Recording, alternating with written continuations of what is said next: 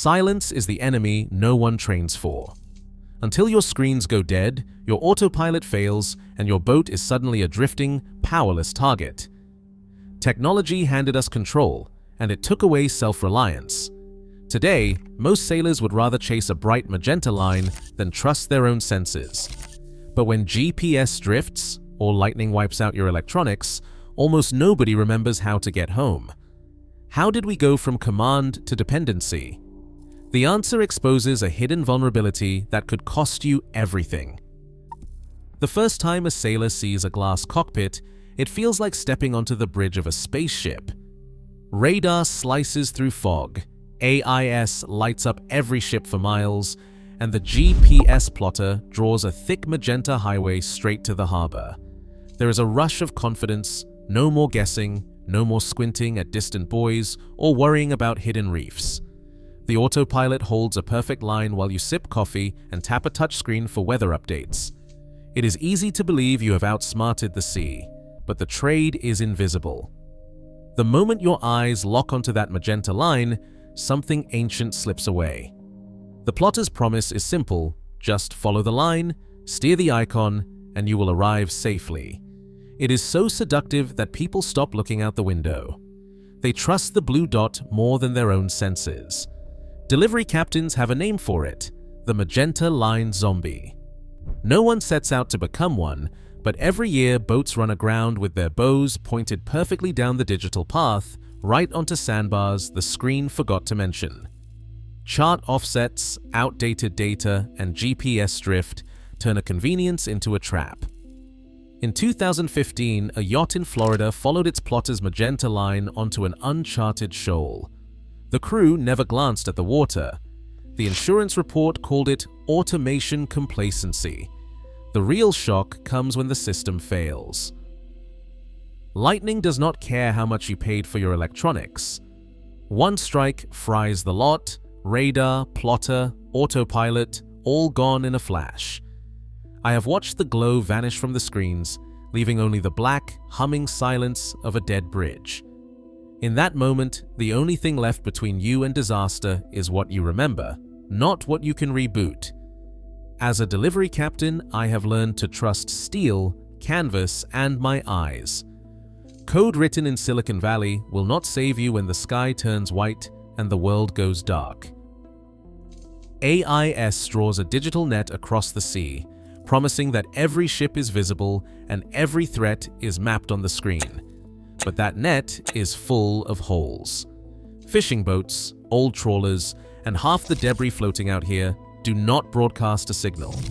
AIS only shows what is plugged in and transmitting. The rest, the silent skiffs, the drifting logs, the containers washed overboard, are invisible to the screen. That is not a minor oversight. Coast Guard records show that 20 to 30% of collision cases involve targets not displayed on AIS at all. The danger is not just missing a blip on a map. It is the way the screen trains you to stop searching. You scan for triangles and icons, not for shapes on the horizon or shadows in the water. The brain atrophies. The old habit of building a mental map, tracking the wind, the set of the current, the color of the water, fades away. Instead, you get a digital picture that feels complete, but leaves out the most important threats. I have watched crews relax when the screen is empty, convinced the ocean is clear. I have listened to the radio chatter after a near miss. Nothing was on AIS, as if that were proof the danger did not exist. The reality is, AIS is a tool, not a guarantee. It cannot see the fishing net stretched across the channel or the skiff with a dead battery drifting in the dark. It will not warn you about the half-sunk container, invisible until it is too late. Every time you trust the screen more than your own eyes, you lose the edge that keeps you safe. The sea does not care about your software version.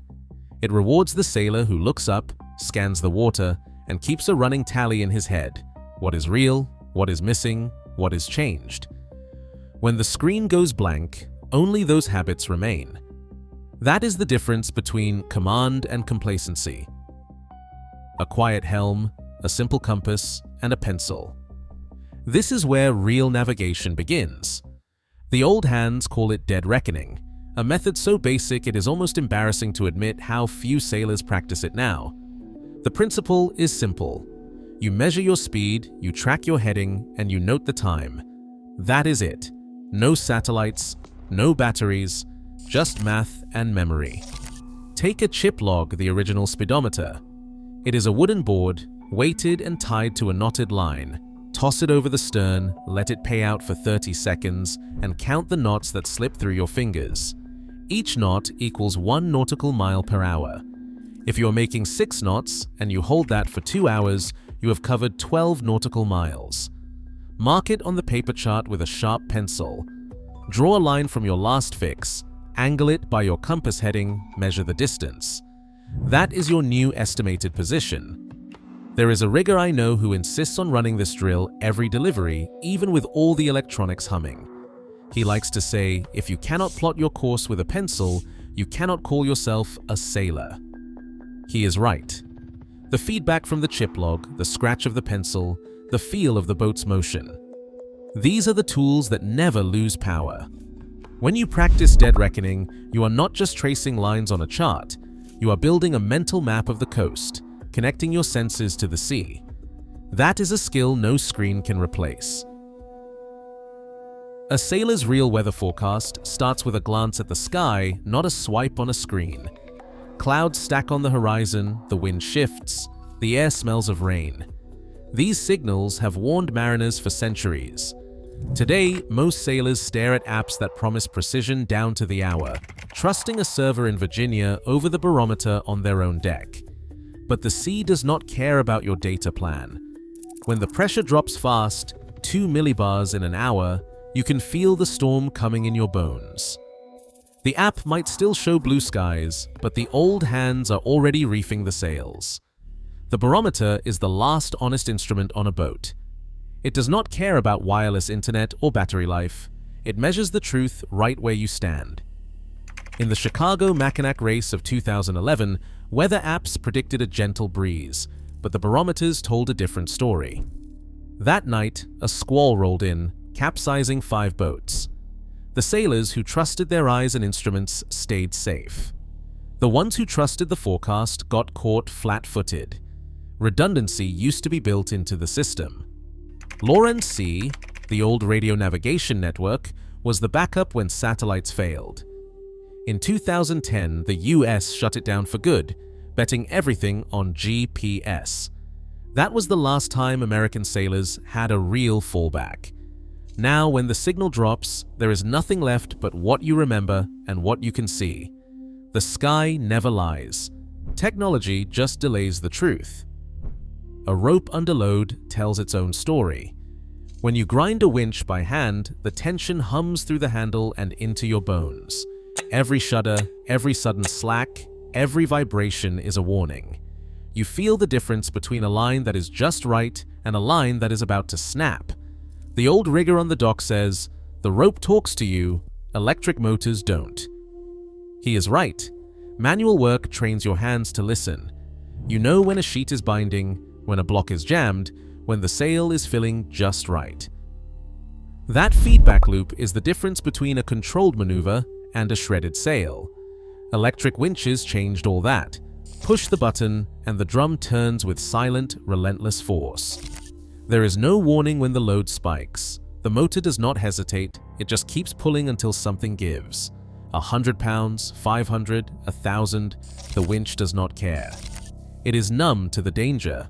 That is how clues rip out of sails and fittings explode off the deck.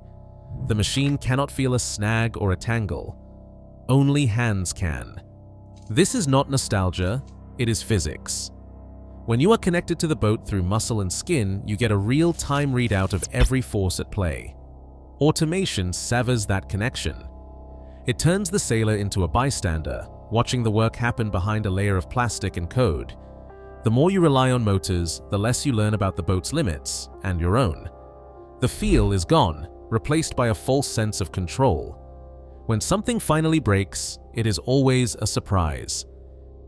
The moment the power dies, the illusion shatters. The autopilot's whir fades to nothing, the electric winch stops mid-hoist, and the touchscreens go dark. Now the boat is heavy and silent, stripped to its bones. There is no backup button, no undo. You stand at the wheel, suddenly aware of how much you have forgotten and how little the machine ever taught you. I have seen a brand new sloop, 40 feet of fiberglass and hope, brought to a dead stop by a single blown fuse. The owner reached for the winch switch, expecting the sail to rise, but the gear just groaned. He pushed harder. The motor strained until the clutch snapped with a sound that echoed off the water. Nothing moved. He looked at his hands, then at me, and said, "What now?" That is the question every tech-dependent sailor dreads. When the power fails, you are left with dead weight and dead silence.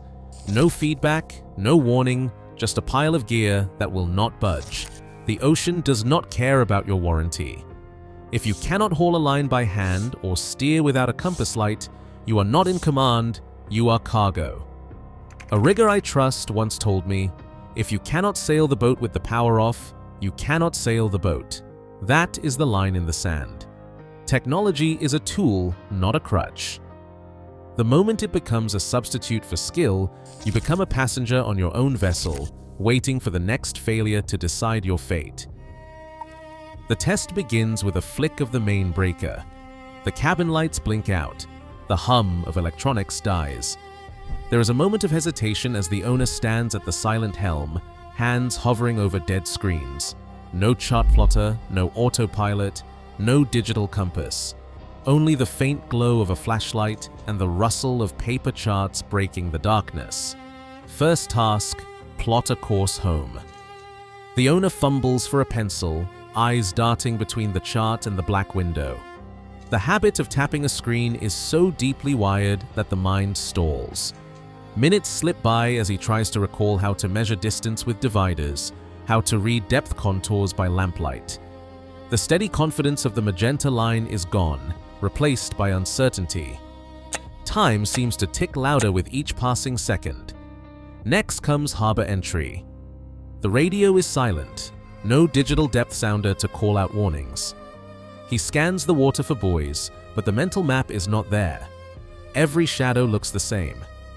He checks the compass, but the numbers feel abstract, disconnected from the real world. The urge to reach for a backup device is overwhelming, but the rules are clear. No electronics, no shortcuts.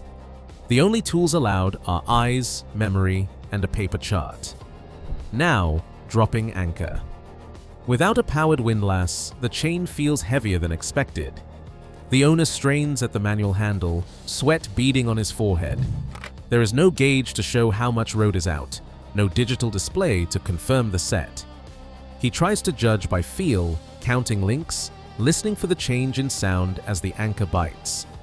Every movement is slower, more deliberate. Mistakes are easy to make. Through it all, the tension grows.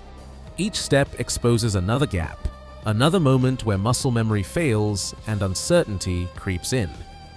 The Blackout Test is not about speed, it is about exposure. What remains when the comfort of automation disappears? For most, the answer comes slowly and painfully. The sea does not wait for you to remember. It demands that you know. The Blackout Test is no longer a thought experiment. On the world's busiest shipping lanes, the screens are going dark for real. In the Black Sea, tankers vanish from their own charts as Russian jammers flood the airwaves.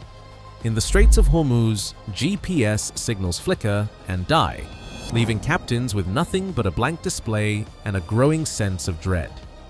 Hundreds of vessels have reported position jumps, icons snapping 20 miles inland or spinning in circles with no warning. The autopilot veers off course, the radar loses its timestamp. AIS broadcasts a ghost fleet, ships appearing where there is only open water. Crew scramble to cross-check bearings, but the digital umbilical cord is cut. It is not just a military problem. In 2025, a container ship in the Baltic drifted off its planned track after a spoofing attack, nearly grounding on a rocky shoal. The captain's log reads like a checklist of failures. ECDIS unsafe mode, autopilot confusion, VH. F radios out of sync, alarms screaming. The insurance companies are watching. In high-risk zones, they are denying claims if you cannot prove a backup.